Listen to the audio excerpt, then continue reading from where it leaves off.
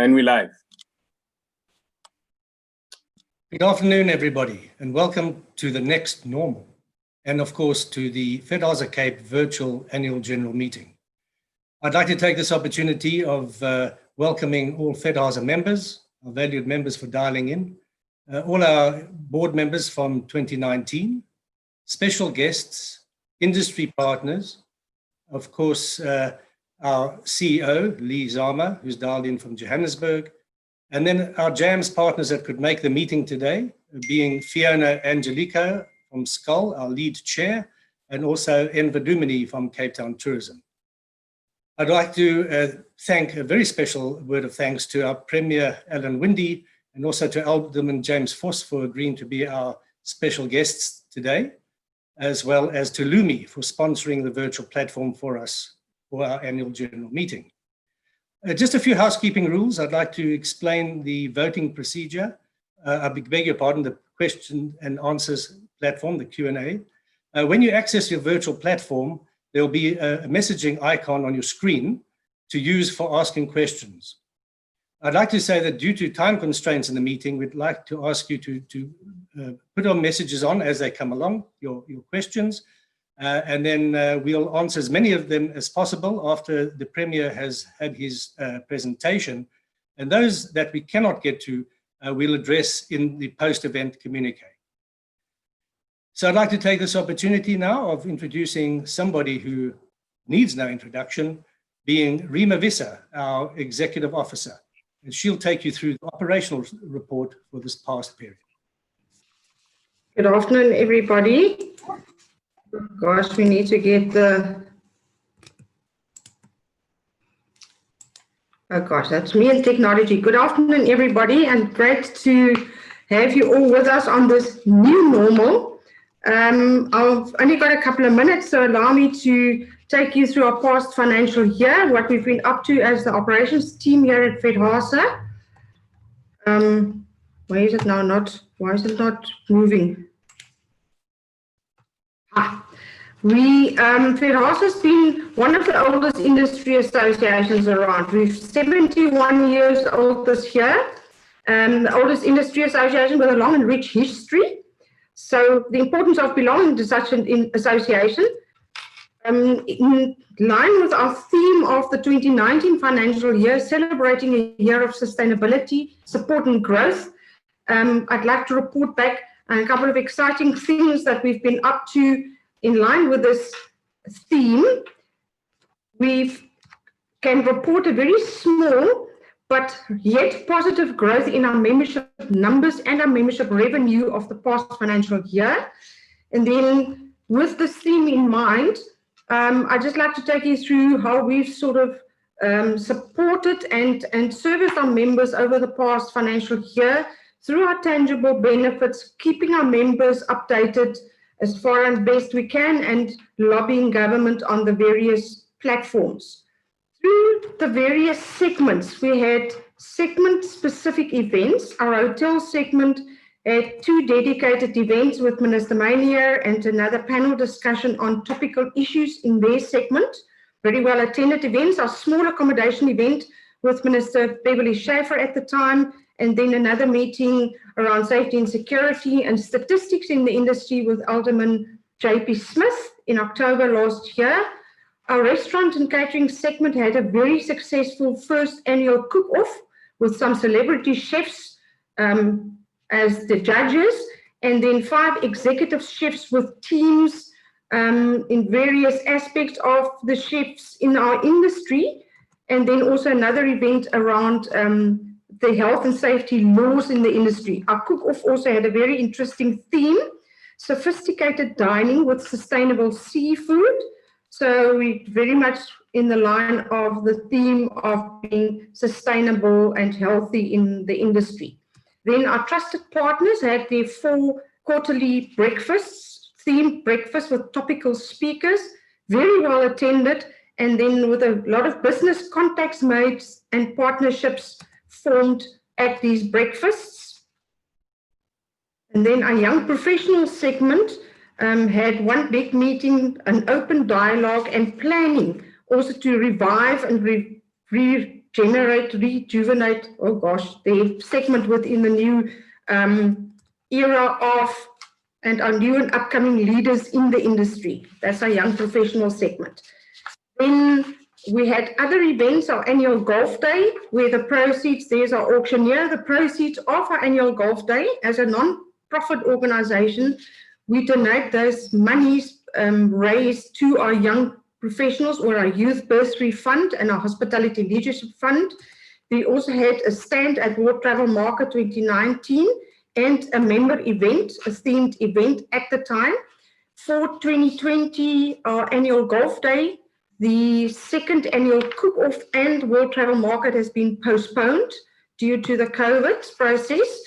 Then we've had other events like our annual general meeting, our partnerships with local and provincial government, and then, of course, our very valuable partnership with JAMS, our joint association partnership with the event last year. Jeff will elaborate more on that. Then our special projects over the past year, where Fedhasa Cape is giving back. As I mentioned, we donated bursaries to 2 very deserving young leaders in the industry in our youth bursary fund, and then also 1 bursary for the leadership to Maxwell Magotla from the Bantry Bay Luxury Suites. We've also conceptualized our ambassador program that we spoke about last year at the AGM, and we can also report that we've got 12 very eager and passionate representatives in the various areas within our region, in our 10 different areas. And then maybe just going to some thank yous from my side. Firstly, to all our loyal members, thank you for your loyal support, for always being there, for always phoning us, keeping us on our toes, for joining in today here with us. Our industry partners, of which there are too many to mention, thank you for you who have joined us with your presence today. Thanks for your time and your valuable input. Our outsourced services, our accountants, our auditors, our PR agency that we've had for the past financial year. Then our board of directors. A special thanks to all of you for your time, your passion, your personal interest and your dedication. Sorry, I'm getting emotional here because we need to say goodbye to a couple of the board members. Frederick Schaefer from Small Accommodation, who's been on the board since 2019. Ruth Kamal, my twin sister, who's been on the board since 2016 for the Small Accommodation segment. And then the Honourable Chairman, who's been on the board since 2011 in various capacities. Thank you all, the outgoing board members and the other board members within Fedhasa Cape. Without you, this wouldn't have been possible. And then last but not least, our team at the office, an esteemed Lindsay, very small team with a big heart. Thank you very much for all your support, your dedication. We're currently working remotely due to COVID, but we still keep in contact, trying to stay positive. And thank you for our members for still speaking to us, phoning us or getting us on emails. We are here to help you and to serve you. So thank you very much to everyone. And then just my last slide, going into 2020 and beyond, looking at our theme for the year, the road to recovery through resilience, partnerships and collaborations. We're looking really at, with a new board, very exciting board, very exciting times ahead, sort of to look at new and innovative ways, to taking Fedhasa to the new level, to the next level, and like Jeff says, to the next normal. So we're really looking forward to the new year, going forward, new things happening.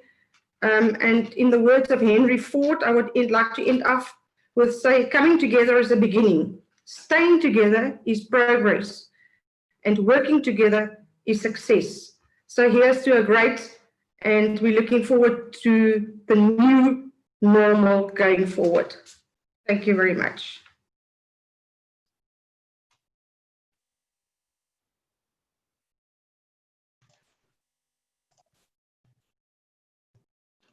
Thank you, Rima.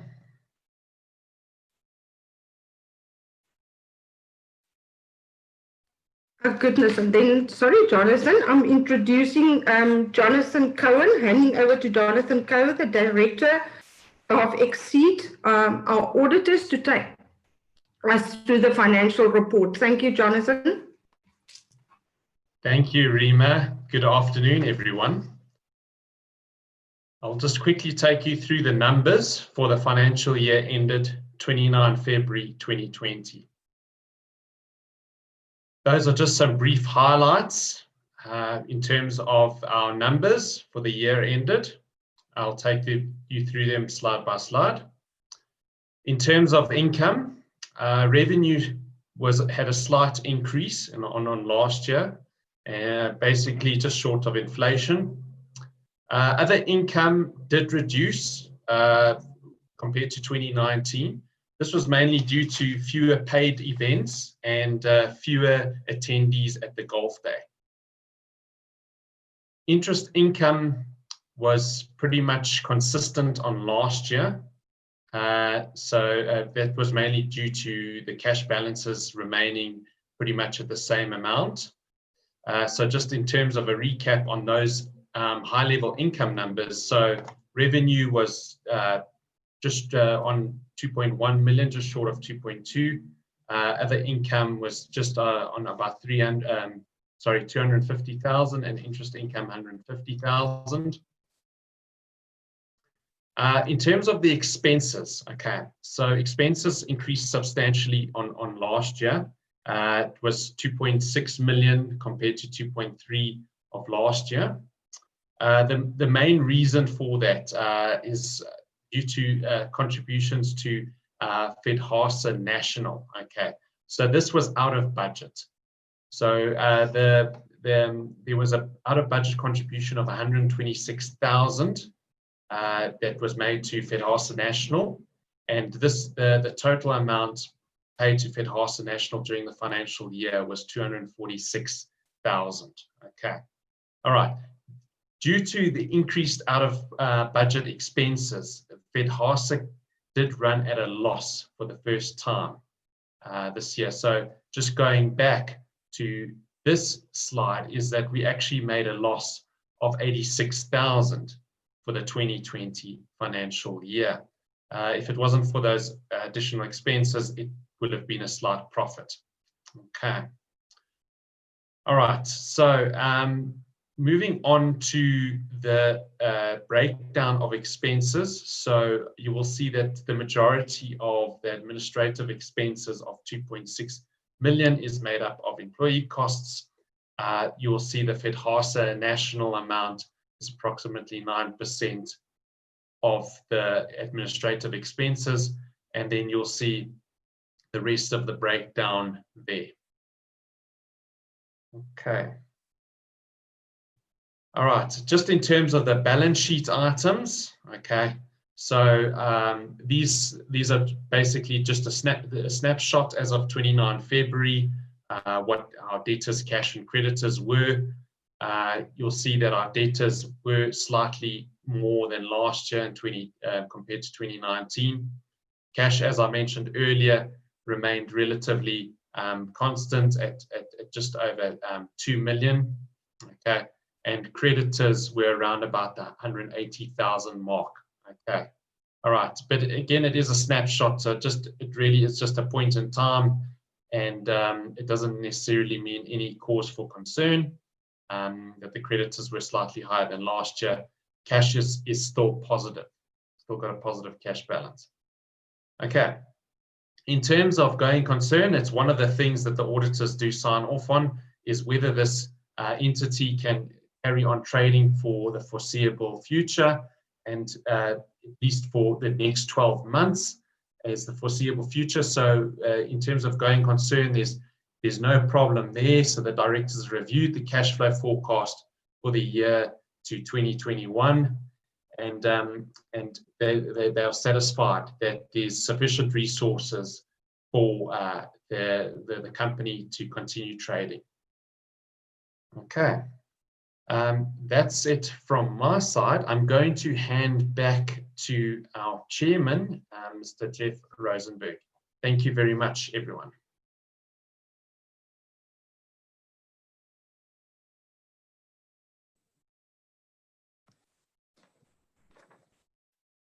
Thanks very much, Jonathan. Appreciate all your input and all the time that you spent in putting our financials together, and indeed all the work through the course of the year. I'd just like to add that the annual financial statements as presented were approved by the board, and as well as I'd like to mention that the national board, which I sit on that board and am the current national chairperson, those were also approved by the directors and approved as such. I also like to mention that as far as these audited results are concerned, the auditors themselves will be reappointed at the first board meeting with the new board.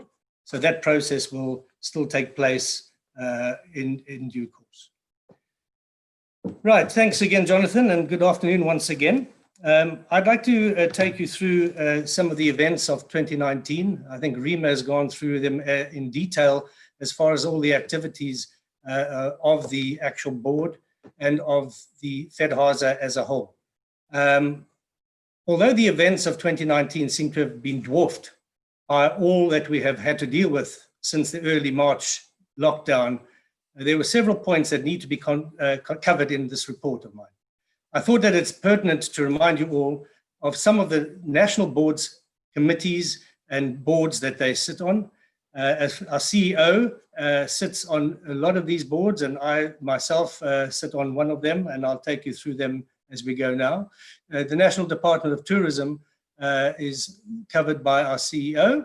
She is very involved with the NDT and contributes a lot and gives input from Fedhasa and keeps our name relevant to players within the industry. Of course, the Tourism Business Council, and we've all heard a lot about the TBCSA over the last months.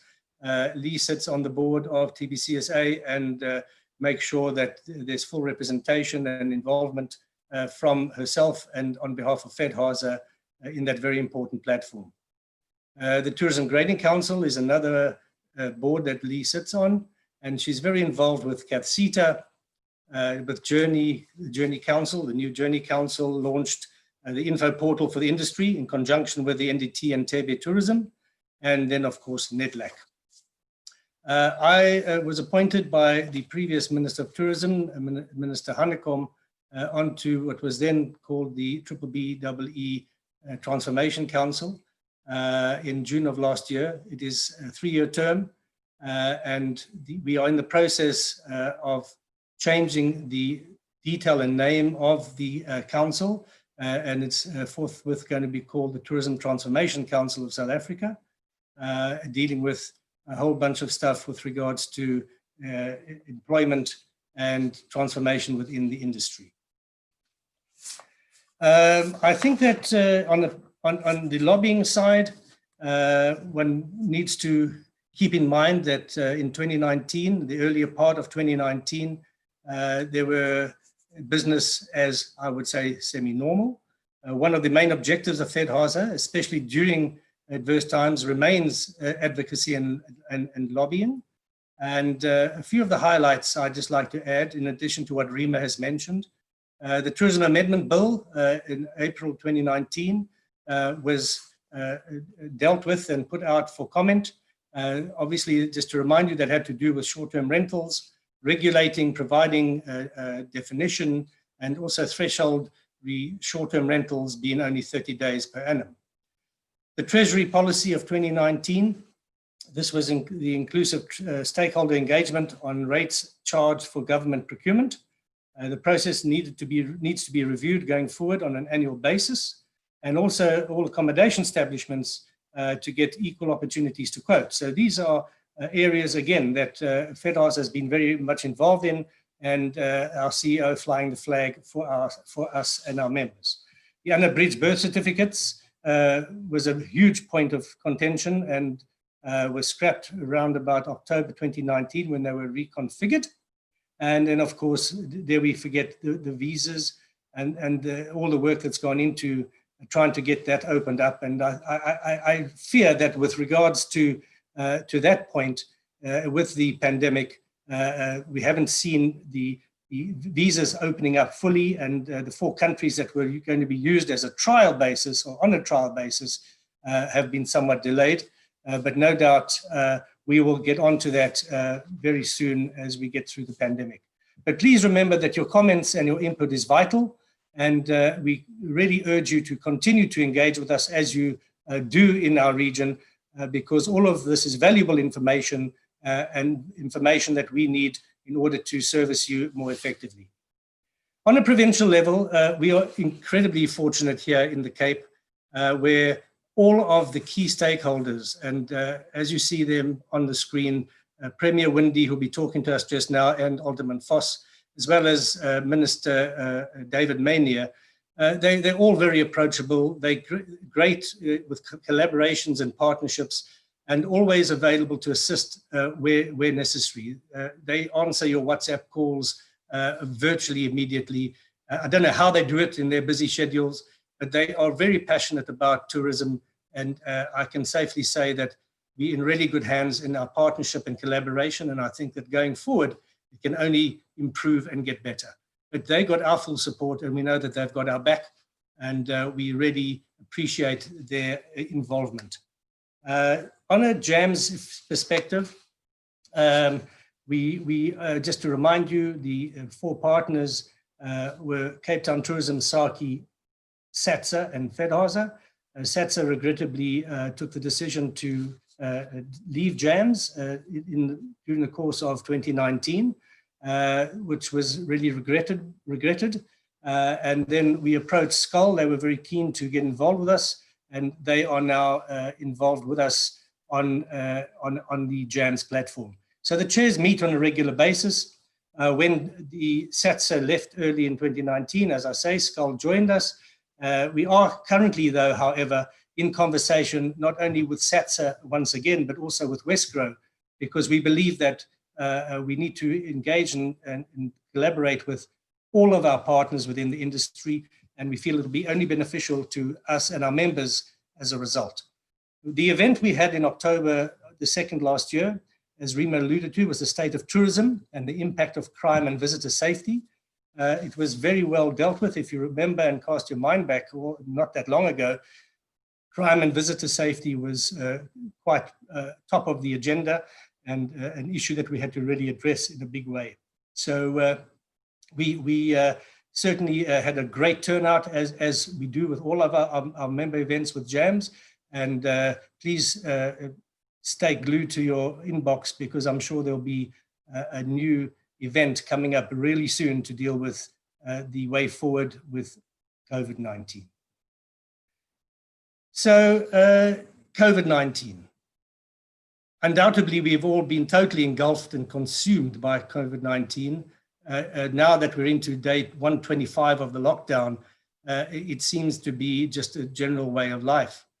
I think that Fedhasa has been represented by our CEO, Lizama, as I mentioned before, and involved in many lobbying matters and processes with government on a number of matters on a national level. Mainly through the TBCSA, where Fedhasa has been involved in coordinating health and safety protocols for Fedhasa in the first instance, and also for the industry as a whole. What TBCSA did with their board members is they divided them into 3 or 4 avenues, and our CEO from Fedhasa was tasked with coordinating the protocol process for the industry. So they took everybody's input from the different associations and businesses and combined them into one TBCSA protocol document, which I know that you all should have a copy of, because these were sent on to you some time ago. In the early days of the pandemic were manic, as we know, with all the uncertainty, some of which still remains today. We are battling to stay in business. We're battling to limit retrenchments. We fight on a daily basis with regards to opening up our business, whether they be for leisure guests within our accommodation facilities, in trying to get more sense into the restaurant opening for sit-down meals, to try to get the liquor scenario really reversed, which is quite ridiculous. And I again look towards our leaders here in the Western Cape as well, as we are at the Cape Fedhasa board meeting and AGM rather, is that they are right behind us. And from the Premier to Alderman Voss to the Mayor, they've all written to the national leadership asking for some sense to prevail. So the leisure travel, we're still lobbying on. Business travel is open, but in talking to industry colleagues and partners, it's made very little difference because it's cost so much to open up your businesses, and to have them open for a handful of guests doesn't make any sense. As things stand, as you know, they're talking about, as far as the National Command Council for Coronavirus is concerned, that looking at leisure opening in September and international market only in January next year, which will be hopelessly too late to prevent wholesale retrenchments within our business. We have sent in the region of 55 communiques over the past months. Rima and Lee have been incredibly busy trying to get these out and keep our members up to date with all the information that changes literally on an hour-by-hour basis. And please feed back to us, give us any information that you would like or you think we're not covering, because I think that it's only through that feedback that we know if there's information that you require that we haven't addressed as yet.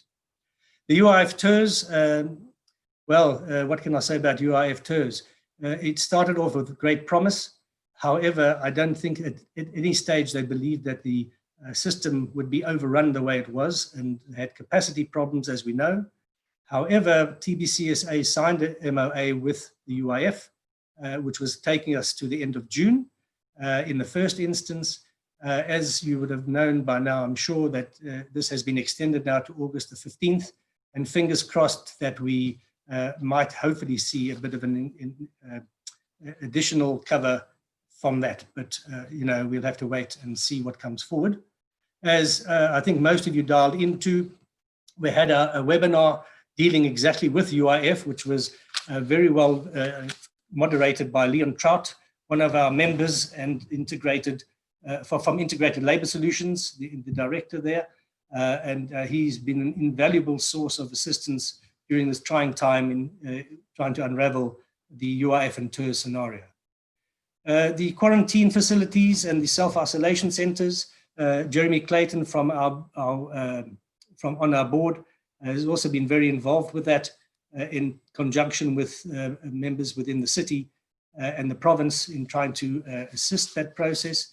I don't know if it's because we haven't quite reached our peak, and I'm very reluctant to say anything that we have.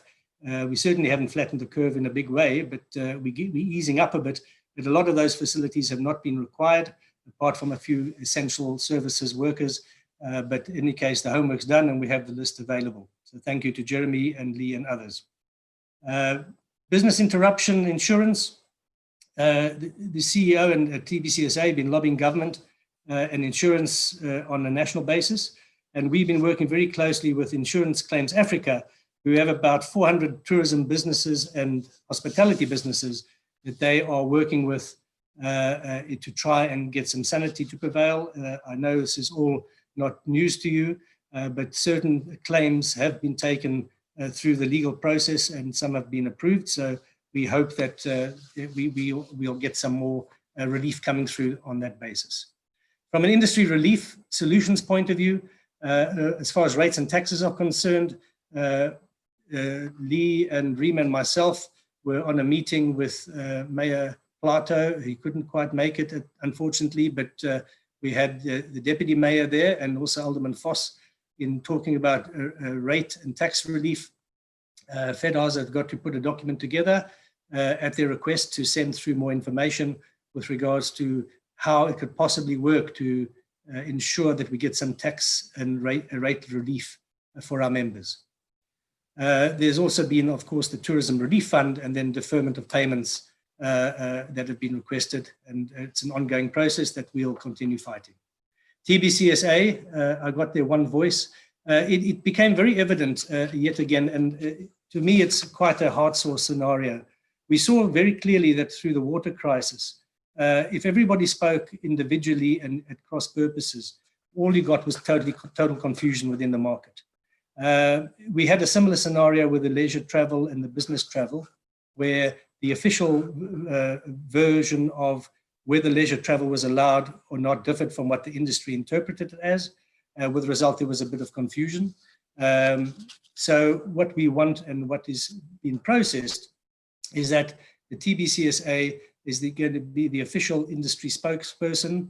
Of course, we have a seat on that board by our CEO, and we need to ensure that we move forward and have a unified voice that speaks out to any industry-related matters. So just to allude to the hospitality and health and safety protocols, I hope you have all got it. You should have had it by now. But if you don't, for whatever reason, please reach out to Rima at the office, and she'll make sure that you get the link. It's a very, very useful, user-friendly 53-page document, which would help a lot in getting businesses ready for when we open up, hopefully real soon, and have all the protocols in place. Excuse me.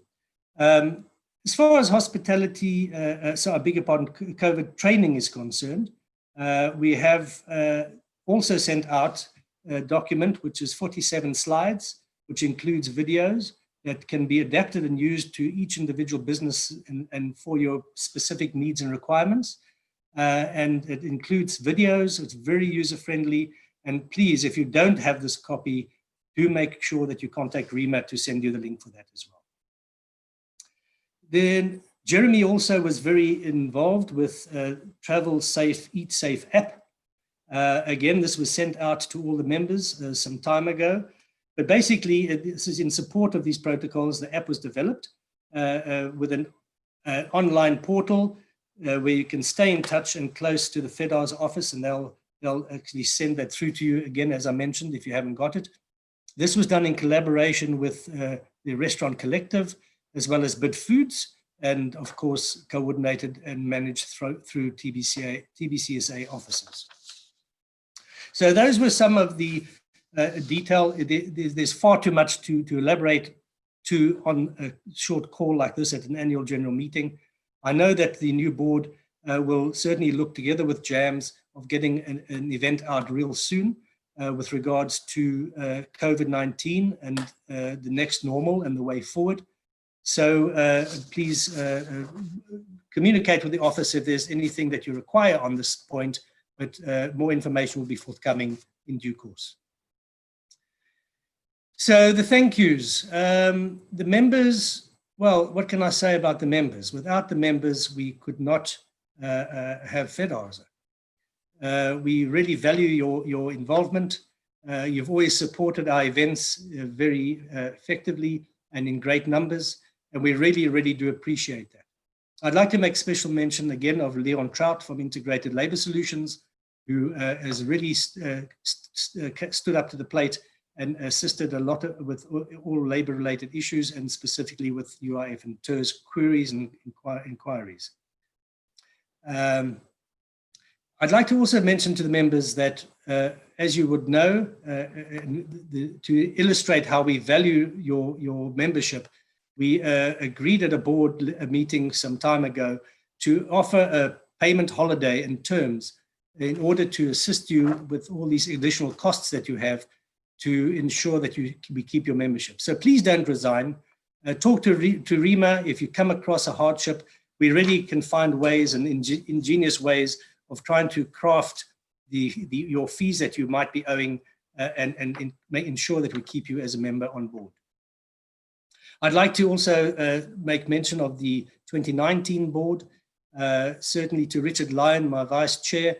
Thank you for all the support over the years, and certainly over this last year. It's been really invaluable and very useful to always be able to pick up the phone and give you a call and get your valued opinion on a number of matters. Excuse me. The outgoing members, Ruth and Frederick, again, likewise, ditto to what I mentioned about Richard, always available, always involved, and also part of the FinCom for 2019. Thank you so much for all your support and your interest and your involvement. Very, very appreciated, I can assure you. Those that are staying on, being Richard, Dawn, Carl, Farid, Shireen, Nolly, and Ainsley. I mention you all by name because it's very important to me to make sure that everybody gets recognition for the great work, and it makes chairing a board like this incredibly easy. If one's got members that are committed to the cause and ready a phone call away should anything be required. I'd like to then mention our staff in the office. They too, in solidarity with the rest of the industry, took a pay cut with no qualms, no arguments. They understood what the situation was. And as you saw, employee costs are 43% of the costs of the office, and they were very happy to assist the process and understanding the process. Took a pay cut in solidarity with the rest of the industry. I'd like to thank our CEO, Lee Zama, for all the work that she's put in over especially those last few months with this dreadful pandemic that we're dealing with. It's greatly appreciated. Lindsay and Ernestine, valuable assistance to Rima, but always there, willing to assist, willing to get involved and to give their share of whatever is required. And then what can one say about Rima? She's the institution, as we all know. Fedhasa would not be Fedhasa without her. And I'd like to thank her for all her support over the time I've been involved with the board. I'd like to then mention, obviously, to Jeremy, whilst he's not directly staff, one would have thought he was staff, the way he got involved with the isolation centers, with the protocols, with the apps and so forth. So to Jeremy, thank you very much indeed. And I'd like to congratulate in advance the new board that will be announced at the end of this call, and wish them well for the new way forward. Right, that's the extent of my report. It now leaves me to reintroduce Rima, who's going to take you all through the process of the voting and how it works, so that we can get this very important voting underway. Over to you, Rima. Thank you, Jeff. I don't know if you want to see my face again. Just briefly to introduce the nomination or the election process. We can confirm a quorum of 10 voting attendees. We've got just over 100 to RSVP to attend. We've got one proxy, and then on the voting process that we'll take you through online now, it's one vote per paid up member establishment. So if you more than want to attend of an establishment, please note that there's only one vote. You would have received a special voting link where you have to add a username and a password. So we'll take you through that just now. You've got a maximum of 3 votes, one in each of the 3 categories or segments. The person with the highest vote in each segment will then become the chairperson of that segment and also a director on the board. And then the person with the second highest votes will be the alternate in that segment. So without further ado, Cabello, I think we can open the voting process. Whilst he's got that on screen, I'll switch off so I don't distract you. We can confirm that Jeremy has been uncontested as chairperson. Just briefly want to introduce him as background. You can vote for or against or abstain, so you just need to click on one of those 3 options to vote, and it's open so you can vote now. Jeremy is currently the executive director at the President Hotel. He's been a Fedhasa Cape board member representing the hotel segment since 2019. He spent most of his professional career working in hospitality across Africa, Europe, and South America. Relocated back to Cape Town, where he founded Turnkey Hospitality in 2015, where he worked intensively with a host of hotels and lodges across the country, with his main focus being the President Hotel.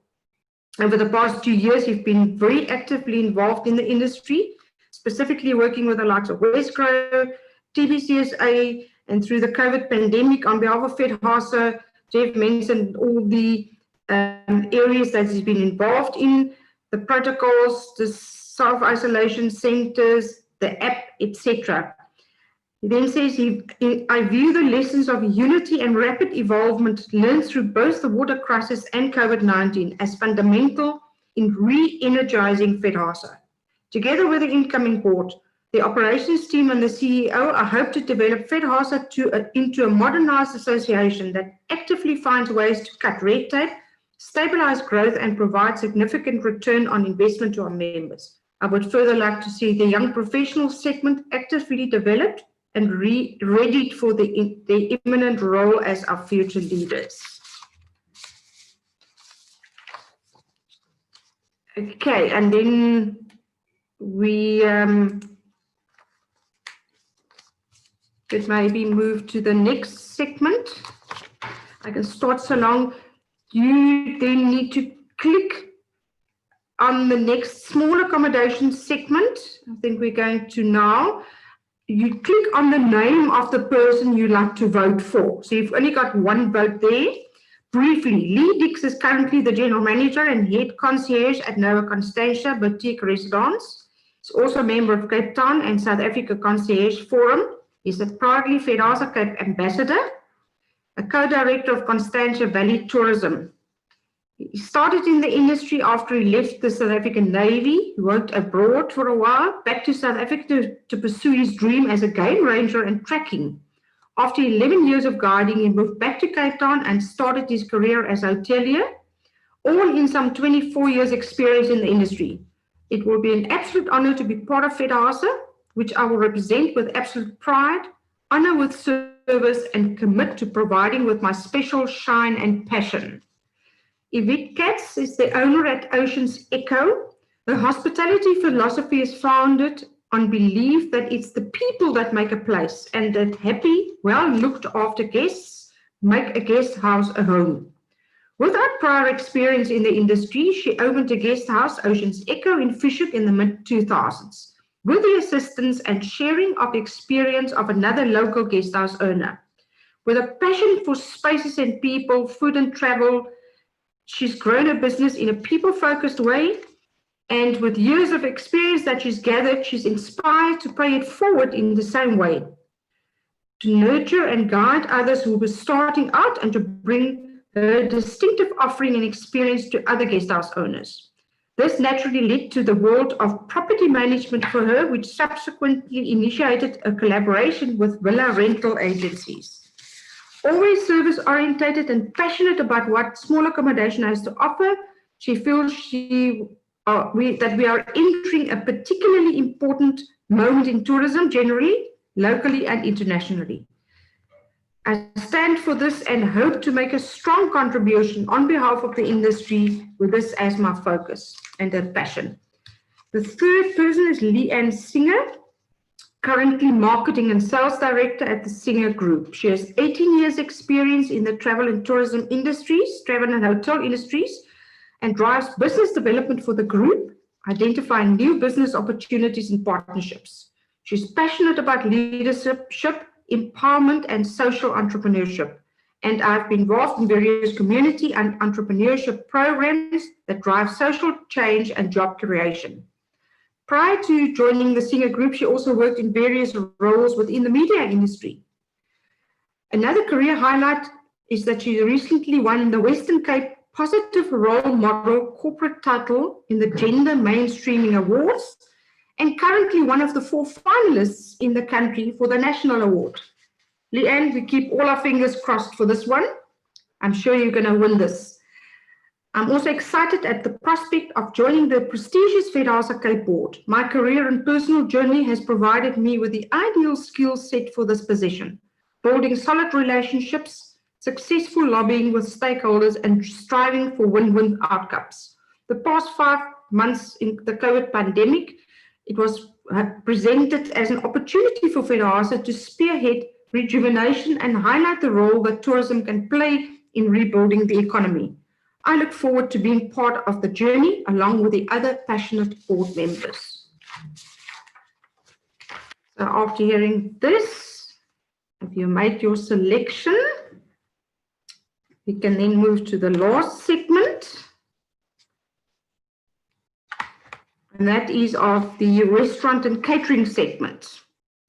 There you also click on the name of the person you like to vote for. Also only one vote, please.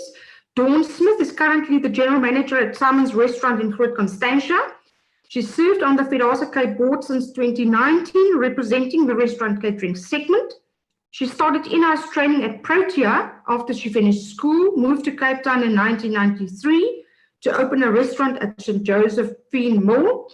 She sold the business in 96 and became executive chef and manager at the Bayfront Blue restaurant. She then opened her own restaurant with a business partner in 1998, an observatory with a second branch in Stellenbosch in 2000 and the third venue in 2001 at the BMW Pavilion. She then sold all three businesses in 2002.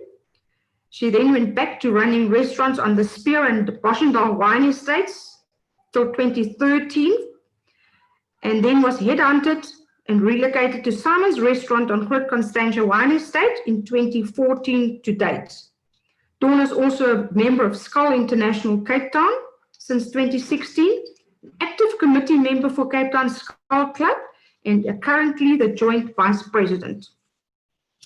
Then Carl, last but not least, he's been in the hospitality since he left school as a chef in the Navy, working his way around the world in various continents in a variety of establishments from country clubs to purple-rated Relais Chateau. He's currently the executive chef at the Vineyard Hotel, and he's been there for 6 years. He's completed his MBA and PDBA at UCT. In his spare time, he looks after his newborn son, who is now 6 months old, and assists with various charities. He's a member of the South African Chefs Cape Town Board, lectures finances to advanced diploma students at Granger Bay, and he's also served on the Fedhasa Cape Board since 2015 as alternate and then later the restaurant and catering segment chairperson since 2016. So those are our lovely candidates. So the voting is closed, and we results after the presentations. Thank you. Thank you, Rima. Back to Jeff.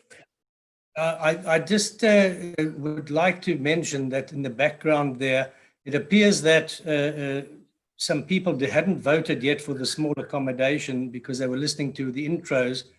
So maybe if we can get Cabello just to go back to those, is it possible that because some people hadn't voted in time? Small accommodation.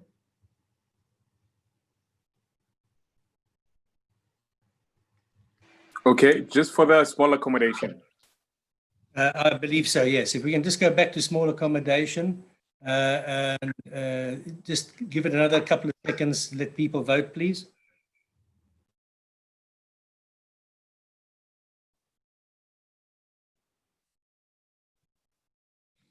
Okay, just bear with us, people. I know that it does take some time. Maybe what you could do, Cabello, is just run through all. I think just run through. Leave the small accommodation now for a few seconds. Go back to the chair. It should be a simple process, and then back to the restaurant one more time. Okay, so reopen all of them. I think so, just to be sure. I would hate some people not to be able to vote. So I know it's going to take a little bit more time, but if we can just go back to all of them without any talking, just run through it and give a few, maybe 30 seconds or 20 seconds, and then let people vote and go to the next one. And then we can just get through them like that, please. Okay.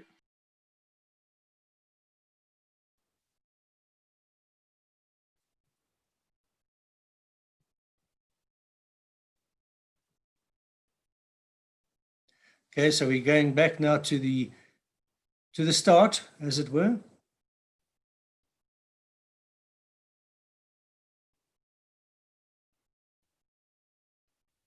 Okay, so let's see that we should have the chairperson ratification coming up real soon. Apologies to the members for this slight glitch. I think we just some people were listening to all of the wonderful things that Rima had to say with regards to everybody, and didn't have time to vote. So there we go. We've got the confirmation of the chair. Please click on either for, against, or abstain, and then we'll move to the next one. We're going to give you 10 seconds literally, because you should know very clearly by now what you're going to vote. Right, if we can move now to small accommodation, please, Cabello. Poll is now closed for chair. And we're moving on to small accommodation. Remembering you've got 3 choices there: Lee Dix, Yvette Katz, or Leanne Singer. Make your selection by clicking on one of their names. You've got 10 seconds.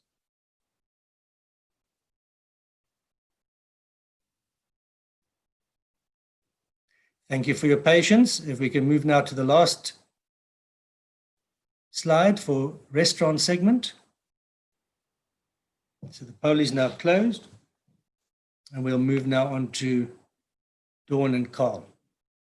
You know them very well, so it should be very easy and quick to make up your mind on that score.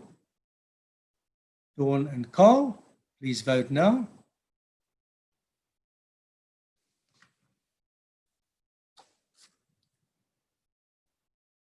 And the poll is now closed. Let's close the poll and move on. We're already running against time.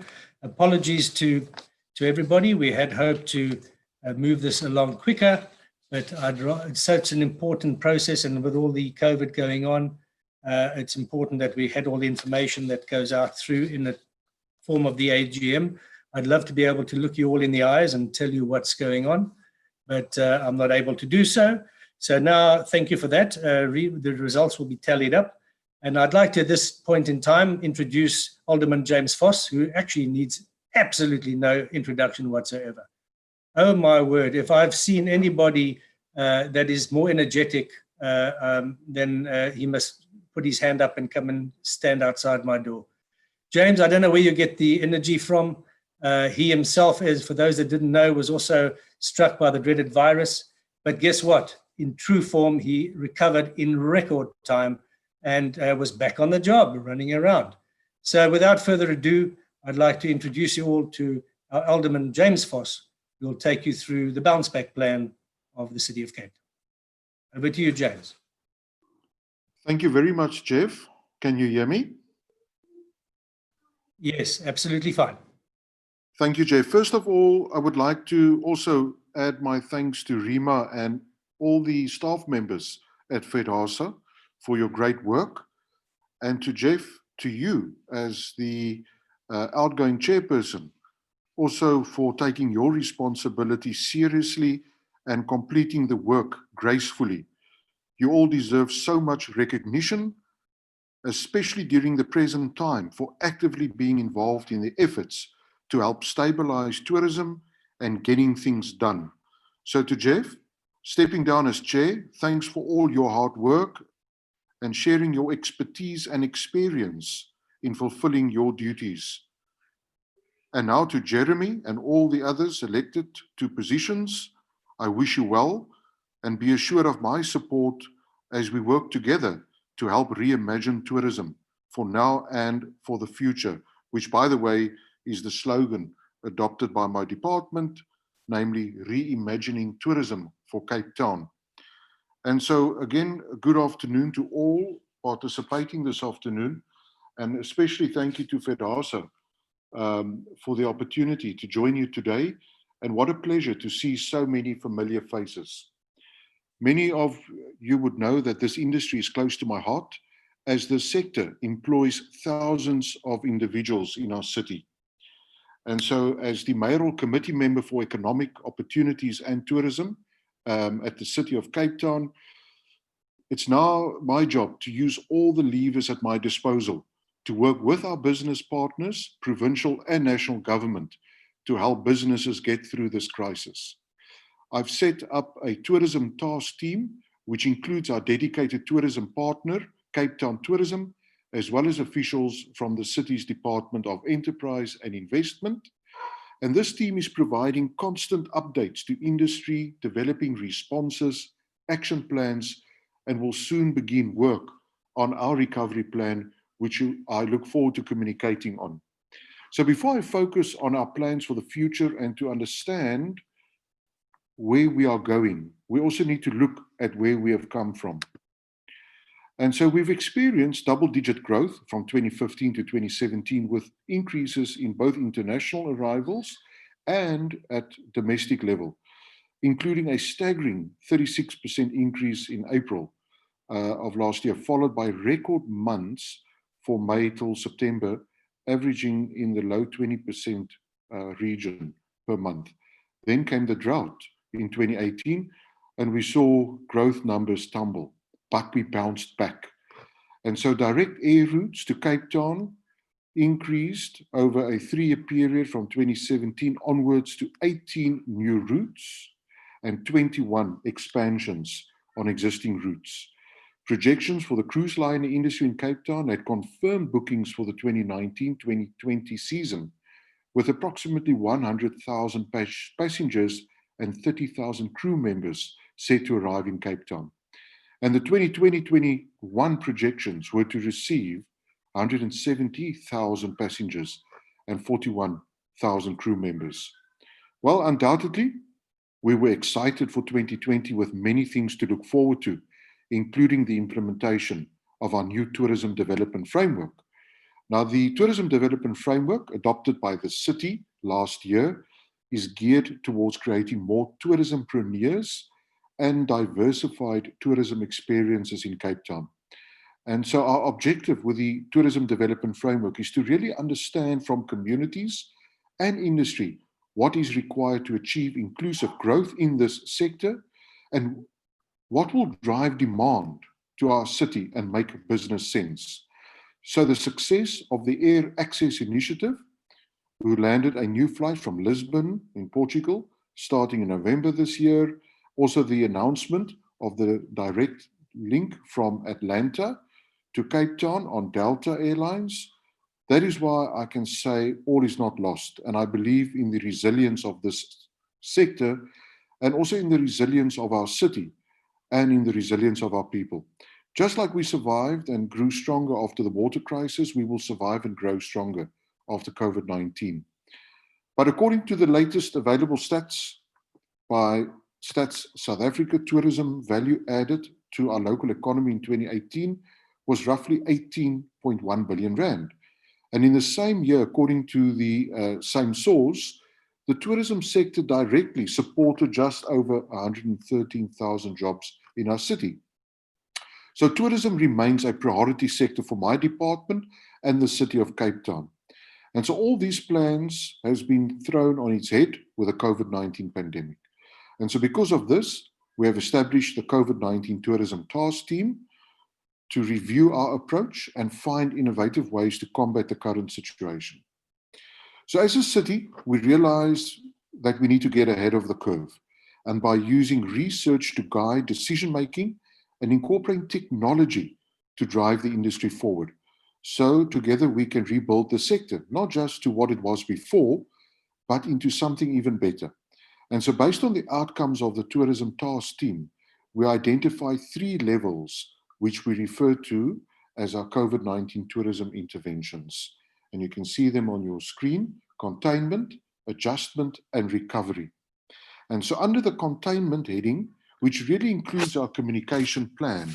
And so this is a communication plan that has been developed with Cape Town Tourism. And it's really about carrying credible information and keeping the audience informed of new developments, whilst also sharing tips and messages of hope.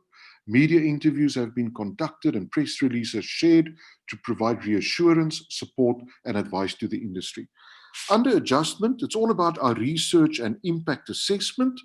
And again, that will be the start of our tourism journey, so that we can better understand and predict the impact of the pandemic, and also the visitor services and emergency support services are continuing to operate remotely, and also to make sure that we have our trade emailers and other communications issued to ensure that the industry and visitors continue to be informed. And in addition, also a number of partnerships have been formed, as well as initiatives created to offer assistance and financial relief to Cape Town tourism members. Under the recovery, it's about partnering with industry specialists so that we can upskill our staff during this downtime, and also to do more research to make sure that about our market readiness of Cape Town, as well as the market readiness of our target markets and the economic impact of the pandemic and possible product and demand changes that lead from it.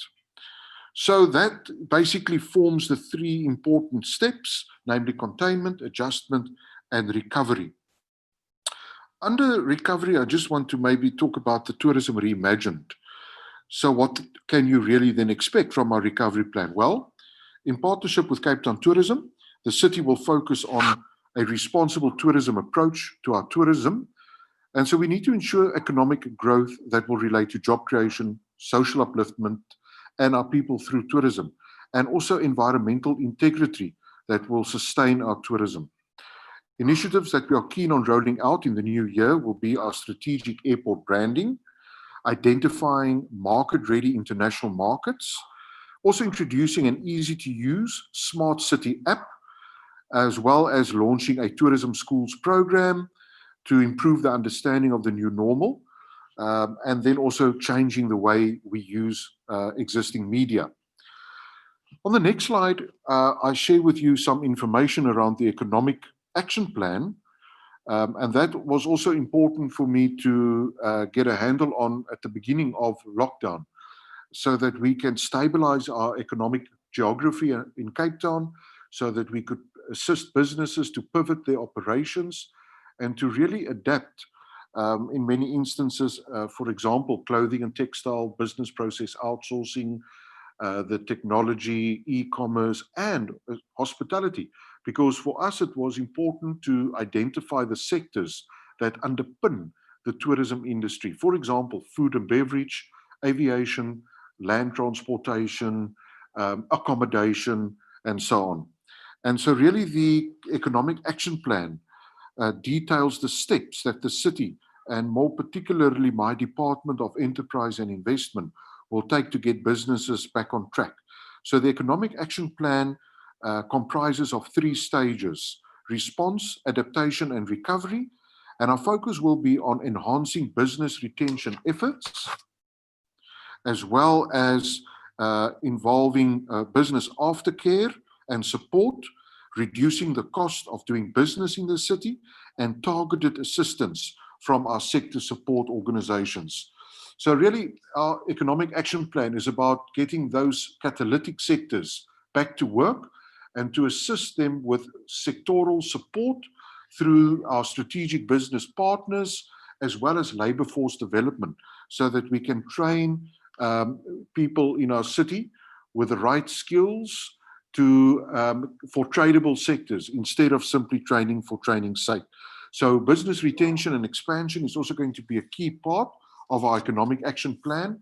And this is where we will partner with Productivity SA to assist businesses that are in distress in Cape Town, so that we can help them to put the pieces together to avoid closure or layoffs. And so the business retention efforts will be a key component of our city's economic recovery that will be led by my department. We are also instituting regulatory reform so that we can make it easier for expansion and investment to resume. And for that purpose, my department has instituted a dedicated investment facilitation unit that will help big companies with their expansion and to attract new companies to invest in Cape Town. And there we're also, of course, working with existing businesses, finding new ways of working. But ladies and gentlemen, COVID-19 impact and recovery on tourism, we are very aware of the challenges that the tourism industry faces. And we are lobbying national government to open the industry sooner than later, and to adhere to all the requested safety measures needed to protect our population, tourism workers, as well as tourists. And so as the MAKER member responsible for economic opportunities and tourism, I've lobbied my national counterpart, the Minister of Tourism, and national government to open up tourism in a safe and responsible manner. We have put forward different scenarios. We are also lobbying to remove draconian aviation taxes to stimulate the tourism economy once we are open for international travel, and to abolish VAT on domestic flights. We are also expressing our disappointment with the discriminatory requirements to access tourism support funding, and for that purpose we have declared a dispute with national government. And in order to save and reboot our tourism economy, we need to deliver on the following: in-destination readiness. And certainly in times of uncertainty, people lose confidence. So on the last slide, I would like to share with you our 6-pillar strategy, because confidence is crucial for consumption and therefore the economy. And so restoring confidence in our destination will be a slow process, but together we can help restore consumer confidence even in the midst of a pandemic. So my placemaking department, together with Cape Town Tourism and other partners in the industry, are re-evaluating the landscape to reposition a holistic city offering when we emerge from this crisis. And until then, we will continue to remind people of all the reasons they love to visit, live, work, study, play, and invest. And so on the last slide, I refer to the 6 strategic themes that my department will focus on in the months to come. And that also forms part of a My City Smart application that we are developing, so that Cape Town is top of mind for local, domestic, regional and international travel once we can resume all sectors of the tourism space, and also to open up our borders.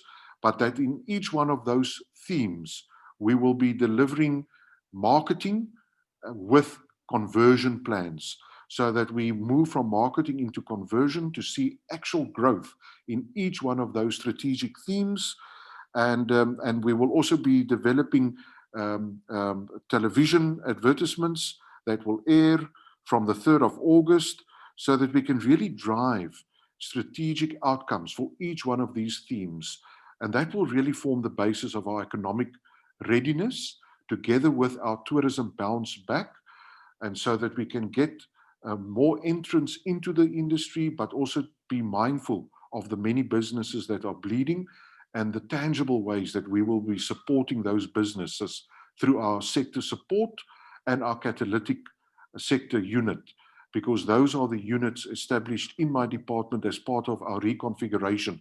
Because let's face it, we can't do business as usual. We have to reconfigure our department so that we can be responsive to the new needs of the markets that will emerge, and also the economic geography of Cape Town. Because for me, it is important to still be true to my original mandate, and that is to see how we can really transform tourism in Cape Town to ensure that we push more economic opportunity to all corners of the city, and to use tourism as a vehicle to achieve inclusive economic growth, but also to support existing businesses and to make sure that the service providers to tourism, your food and beverage, services such as goods and services, etc., are supported as best as we can, so that we can pivot.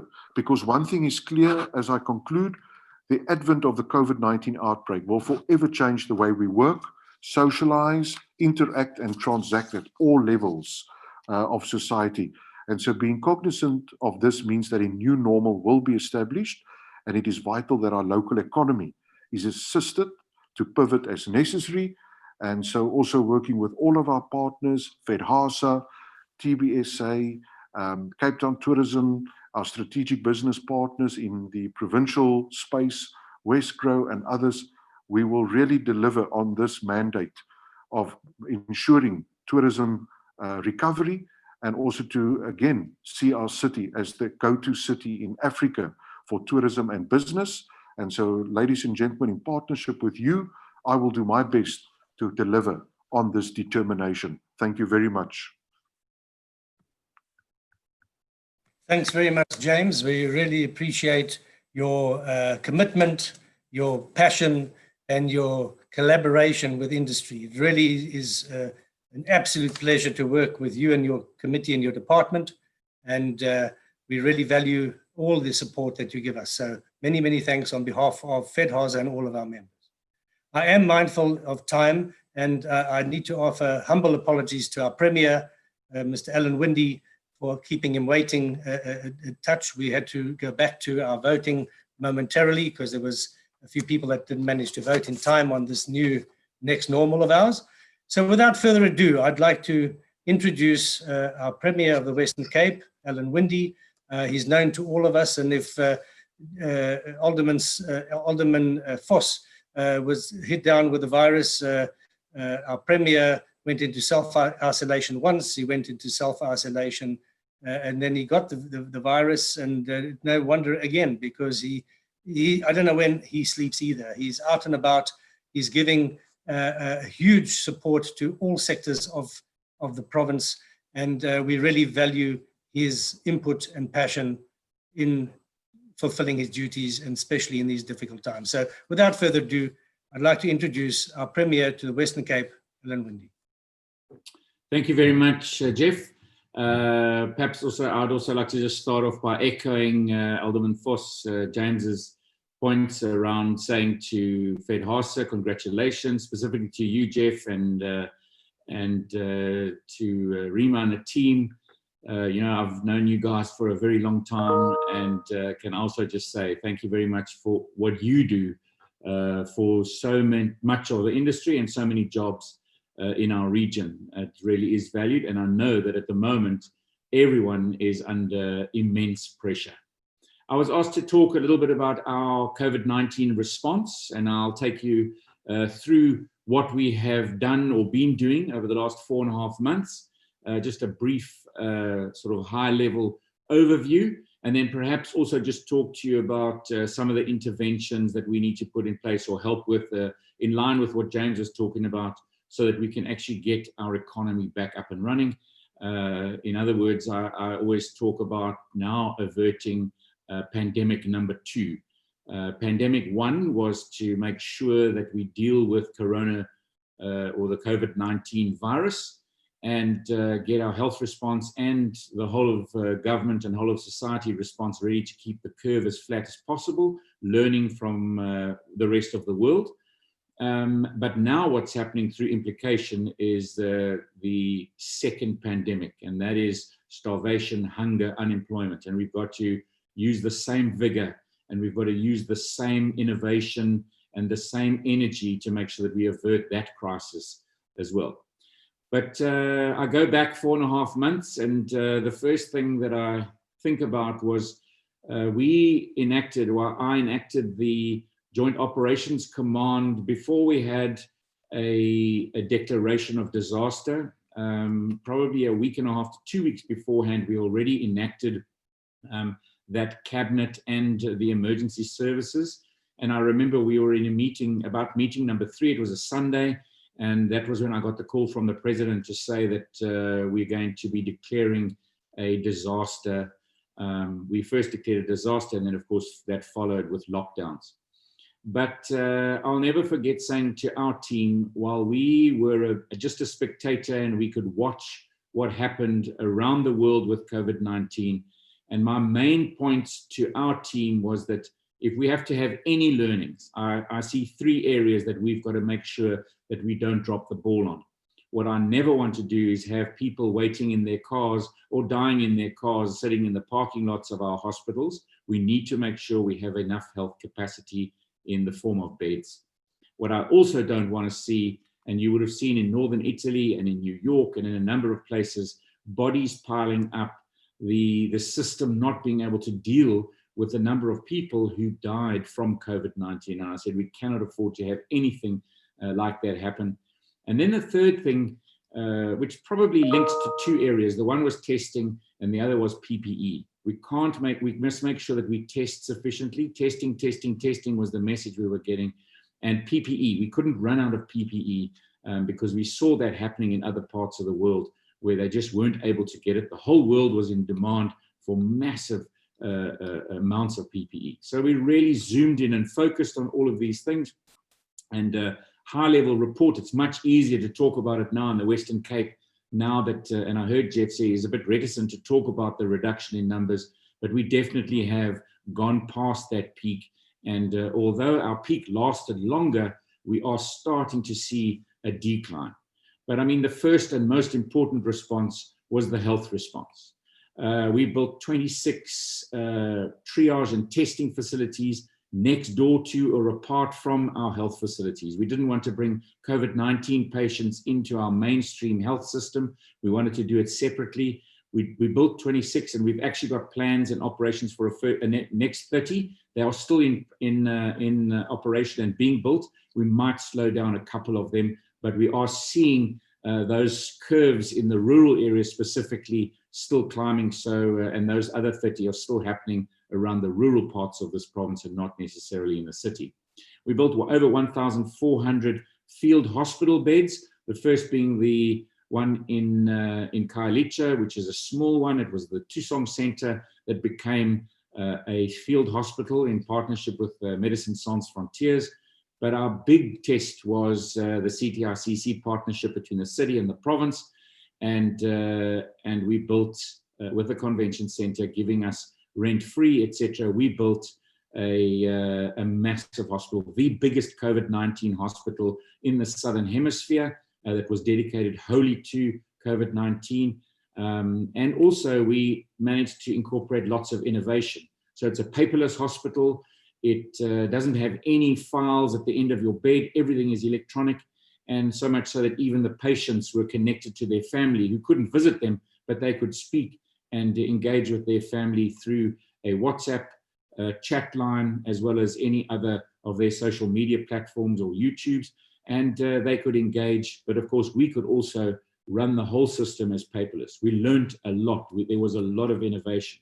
And of course we've now then took that innovation to the next level in the Brackengate facility. We've got extra beds in rural areas across Friedenberg, across Hermanus and George, and sometimes converting underground parking lots, etc., but putting extra beds in place. And I can quite happily say that we never ran out of beds, and in actual fact, in a way, we overcated so that we wouldn't run out of beds. We've employed an extra 400 staff members and got 2,000 volunteers to come into the system. We eventually ended up procuring over 350 million rands of the PPE that's going to see us through to the end of the year.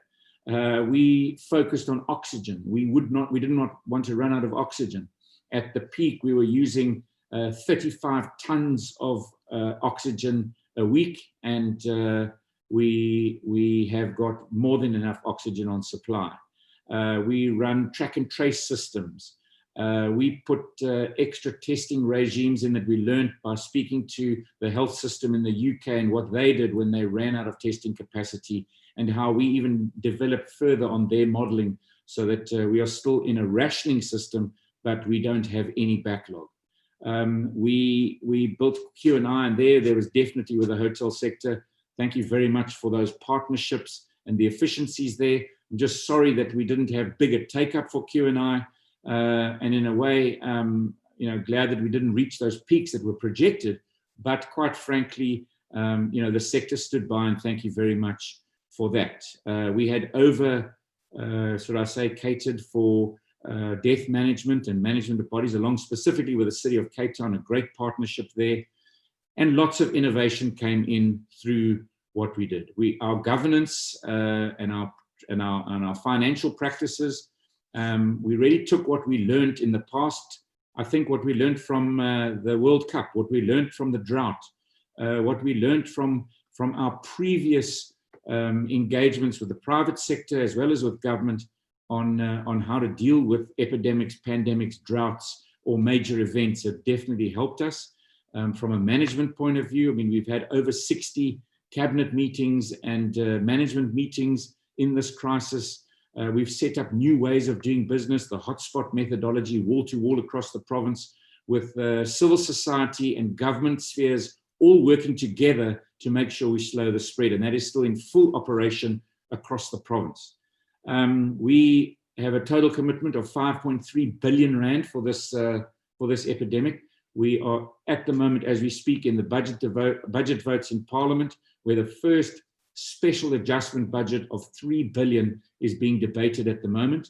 When I came into office exactly a year ago, we put a plan together called the safety plan, and we put R1 billion together in the first adjustments and a planning with the city in partnership with us on a safety plan.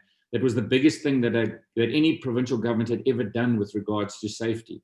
And I thought to myself, wow, what an amazing team to be able to achieve this in such a short period of time. And I say to them often, if I'd said to you, within this year, we're going to do it again, and next time we do it, it's not going to be R1 billion, it's going to be 5.3 billion rand. We're going to build hospitals in less than a month. We're going to build 862-bed hospital in less than a month. We're going to build another 300-bed hospital on top of it in 3 weeks flat. No one would have believed that we would have been able to achieve that, and we have been, and it's just been an outstanding team. Rima said and quoted Henry Ford in her presentation, and she spoke about what Henry Ford said about working together to achieve results. I mean, what an amazing team. I've got government officials who you would never ever have expected to be working at from 6 in the morning until 11 at night. Sometimes I'd pinch myself because it was still 11 o'clock at night on a Sunday evening, and I've got officials tuned into Zoom and Teams meetings 7 days a week. People really stepped up, and it was quite amazing to see.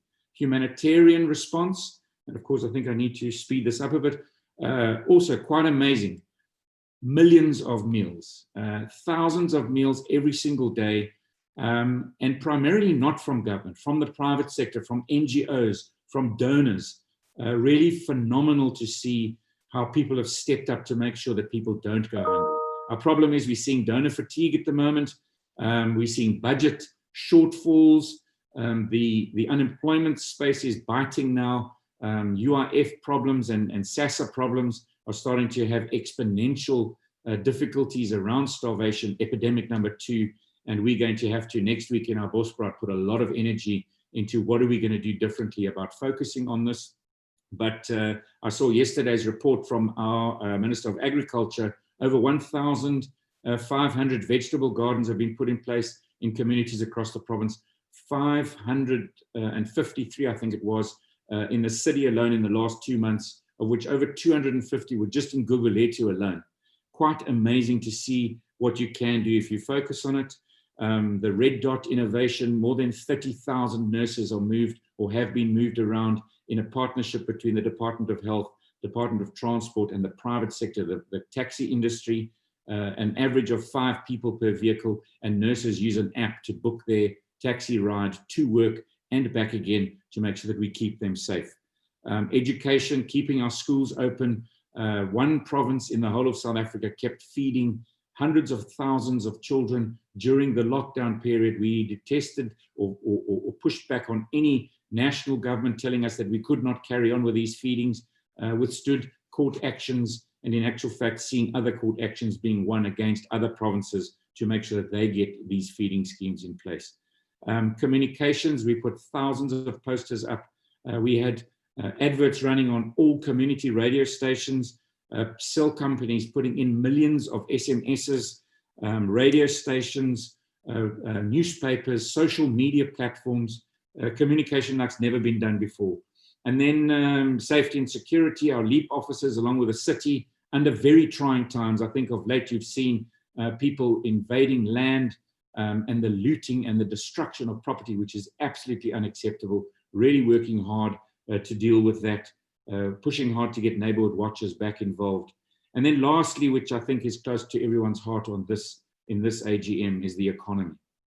And lots of work. You heard what James has been doing within the city, the kind of work that's been doing, trying to enable more and more of the funding through whether it be UIF or the minimal area and budgetary space that the province can pull in, but really starting to try and find ways to enable the economy and keep things open. I mean, I looked at, we were refused the opening of the George Airport, but what we did was said, what is the problem?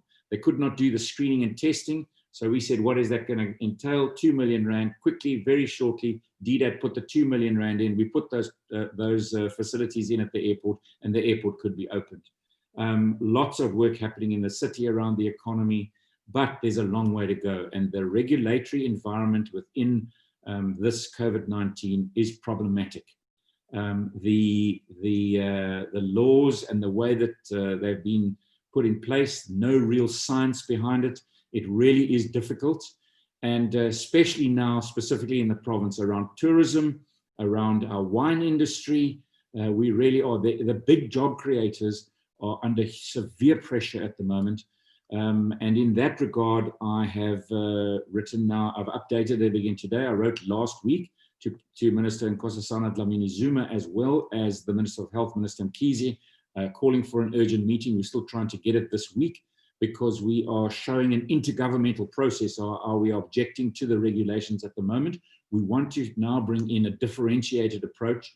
If Gauteng still has a month or so of peak to go through and other provinces are still reaching their peaks, we have passed our peak. We've shown that we've got wall-to-wall management, and we've shown that we've got enough health response to manage it. We now need to show, and we have been showing, absolute responsibility in how our economy is opening up.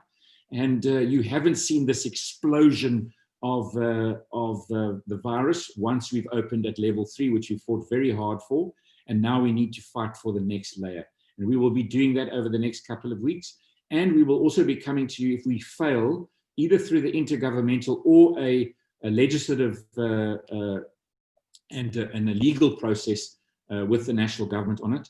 And then we probably might even come back if we fail there to say, all right, what are we going to start doing and where can we start doing almost making it public that we will disagree and disobey certain of the regulations in order to get people back to work, in order to save businesses, in order to, my biggest fear in the mornings when I wake up is not checking the numbers anymore on the infections. It's seeing the messages that I get from business owners or people who are being retrenched, people who are committing suicide because they don't know how to deal with people who've worked for them for 30 years and they can't pay salaries. It is a real pandemic that is now starting to grip us, and we need to put exactly the same energy that we put into pandemic 1 now into pandemic 2, so that we create an environment that your businesses can get back up and running and back to those numbers that James referred to in the good days not so long ago of double-digit growth numbers across this province in tourism. Thank you very much. Thank you very much, Premier. I'd like to ask you to just stay on for a second. We really have run out over time with regards to AGM. But I think to your point on economy, I just got one question that I'd like to put to you, and that is from Tony Romali from Valor Hospitality, also the chair of SADSA. And I think close to everybody's hearts, in order to try and stimulate our economy, stimulate our hospitality and our businesses. Have you any idea with regards to intra and inter-provincial travel and leisure? I know that we've been very outspoken about it. I know that you and Alderman Foss have been very upfront about it. When you're having these meetings that are coming up, we'd just like to implore you to keep it on top of the agenda. We really have to get leisure opened. Otherwise, we are going to see an acceleration of unemployment happening, of people committing suicide, of people getting stressed out, not being able to deal with this whole process of how they're going to look after their employees that have been with them for many years. Have you got any idea in a short answer, or if not, could we ask you to please champion this on our behalf? Okay, thank you very much. I mean, there is a short answer, and that answer is no, I don't, because there seems to be no real clarity when it comes to, opening up the boundaries between provinces because that is going to be the first kind of travel. So we need to make sure that we get interprovincial going as rigorously as possible. We need to, within the province, we then need to also have a look at which provinces we are going to accept travel from, because remember, the next thing that we must make sure of, and I will fight as hard as possible, just as I did when they wanted to keep us in level lockdown 4, when the rest of the country was going to 3. I really fought very hard and put a lot of political capital into getting the country to agree to all in one size fits all. Now I've got to go and fight the opposite. I've got to say, now that our province is out of that red zone, we're managing it. We don't want a second wave, and I will really expend as much political capital as possible, whether it's legal action, whatever it is, to get us open.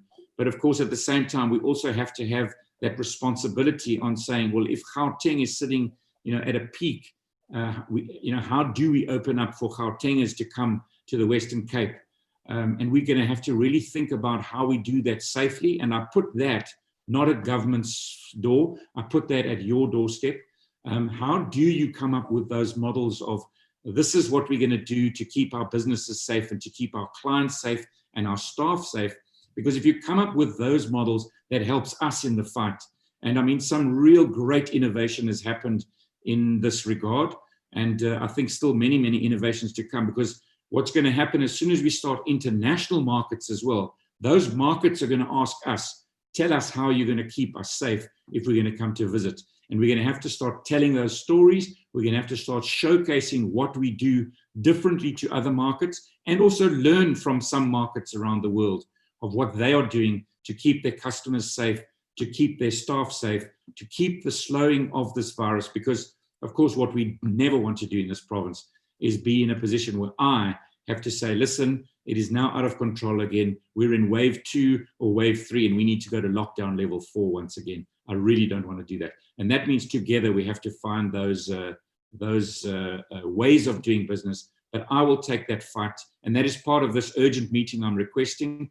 And if I don't get the meeting, that becomes part of the court papers that say, I have requested meetings with government to deal with these issues, and now I'm going through a legal route. And these are to show you how I've requested government to try and alleviate this. And because they are not, we now have to legally force government to make a decision. And I will be asking for that adjusted model, because we're out of the peak and seeing that reduction day by day. But we all have to then carry that responsibility as we go into those arguments. Thank you, Premier. No, absolutely. I think it goes without saying that we are in this together. I think within hospitality, it's been evidenced with the water crisis, with many other crises we've had, and we are really right behind this. You might have missed the earlier part of the presentation with regards to our health and safety protocols. Hotels, restaurants, we're all so used to working with health and safety issues on a day-to-day basis pre-COVID-19. So this is just an enhancement of our already well thought through processes, and we get audited, etc. So yes, we're right behind you. You just shout and we'll be there. We really would like to find any which way we can of opening up our industry that we love so much and keep these jobs intact. And I think by opening up leisure for intra-provincial, it just gives us also time to test out our protocols, all these new nuances that have had to be introduced, and make sure that we're ready for when the business really opens up. So, Premier, I'd like to just thank you for your time. As always, we really value your input and support. Please know you have ours as well. And I see that you're really over your COVID-19 as well. So guess what? You're a real good walking example of how to beat the virus. So thank you for all you do, and a really great pleasure and honor of having you on our AGM call today. Thank you very much, Mr. Premier. Thank you. James and I both come through this. Ready to fight today. Exactly. No, two real soldiers. No, great stuff, and great that you're back on your feet and well again. Thank you. Ladies and gentlemen, I'd like to move forward. We are really way above time. We sort of 35 minutes overdue. I'd like to then, there are 3 or so other questions that have come to the fore. I'd like to pass on those, and we'll certainly get back to the people that have asked the questions. We just have run out of time. I'd like to now pass on and I move on to the next part of our agenda, and that is the new board. Great excitement. It gives me a great deal of pleasure to introduce, as you saw, there was only one nomination. I don't know if anybody else, Jeremy, has chickened out and didn't really want to take the baton I'm passing over, but it's a great pleasure for me to formally introduce you as a new chairperson of Fedhasa Cape and our representative on the national board. There's a lot of work to be done, and I have great faith in the way that you are going to fulfill this role and take our Fedhasa Cape and Fedhasa indeed to the next level. So, ladies and gentlemen, let me introduce your new chairperson, Jeremy Clayton.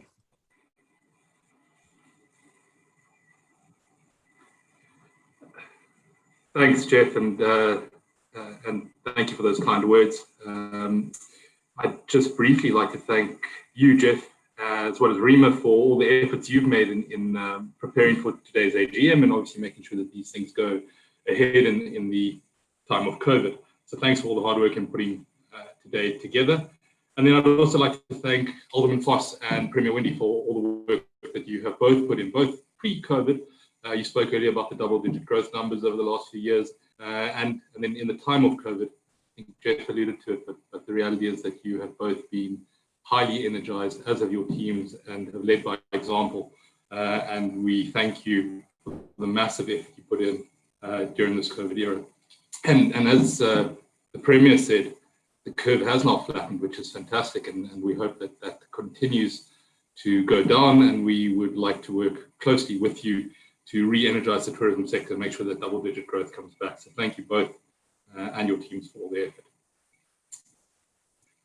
It's my pleasure to announce the incoming board members. So I'd like to move on to that. Rima has sent through the results.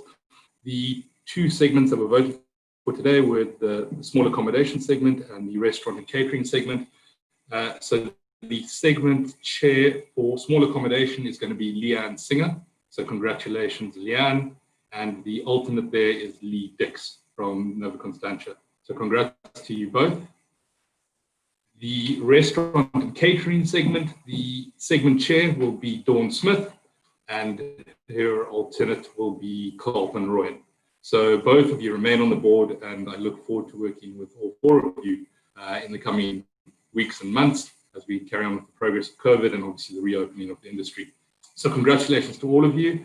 And then as Jeff spoke about earlier as well, the current board members who are remaining on will be Richard Lyon, Farid, Shireen, Nolly, and Ainsley.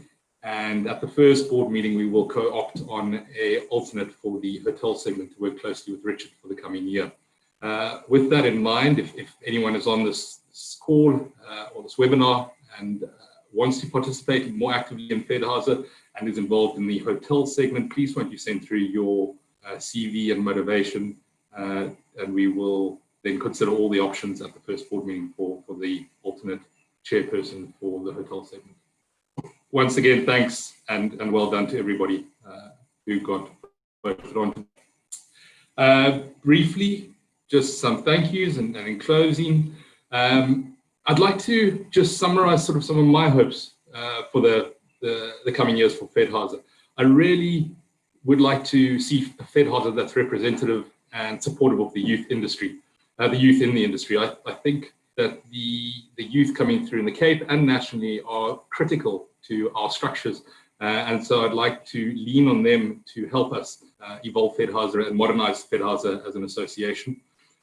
Secondly, I'd really like to see significant improvement in the membership benefits.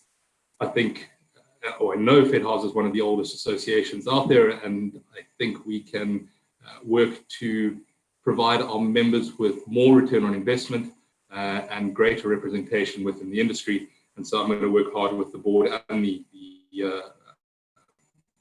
ops teams to provide members with greater benefit. Thirdly, I'd really like to work closely with the national board and the CEO on a more centralized structure within the association. I think by doing that, we'll get greater reach into national government and be able to progress the growth of the hospitality and tourism space better. And then finally, I really think as we come through this COVID era, it's critically important that we cement a lot of the foundations that Jeff and predecessors have put in place with the industry role players, both in government and private spaces.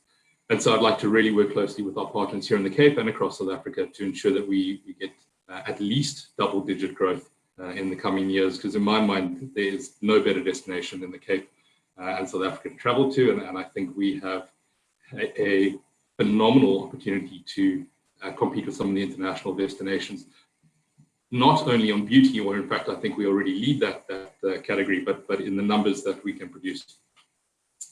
So to conclude, just once again, thank you very much to Alderman Foss and Premier Wendy for making time and supporting Fedhasa at the AGM. Your voices are incredibly powerful, and know that you have our support moving forward. I'd like to also echo Jeff's sentiments and thank Frederick and Ruth, who are the outgoing board members, for their invaluable contributions. They've both become excellent sounding boards for myself and many others, and I wish you and your family and your business as well for the years to come. I'd briefly like to thank Lumi and the team for making the AGM possible this year on the digital platforms, and everybody else who participated and made today possible. To the members, thank you for joining us and supporting Fedhasa in sort of many different ways, pre-COVID and through the COVID era. I look forward to working with you and representing you all in the coming months. Please don't be shy. Feel free to message, email, WhatsApp, connect, so that we can take your voices forward. To Rima and the office team, I think everyone knows Rima very well, but thank you for always being positive and optimistic. It's a wonderful attribute, and I look forward to working with you closely in the next couple of months and years. And then finally to Jeff, the outgoing chair, I think you've dedicated a huge amount of time, probably much more than most of us realize, to Fedhasa and the hospitality cause over the years. A great deal of thanks is due to you. I know you are looking forward to playing Clavelli golf course tomorrow morning early, and probably have a glass of wine already in your hand. But you've led us through, or Fedhasa and the members through, some really tough, challenging times, and you've been a rock to many. So thank you for all your hard work, and we really wish you and your family well in the coming months and years. With that, it brings us to the end of the AGM.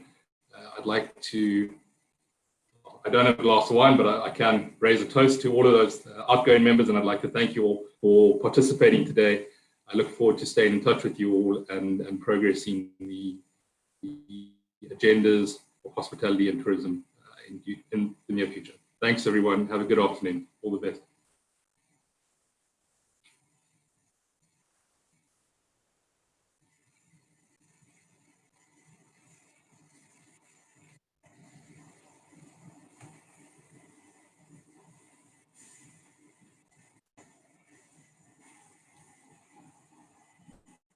All right.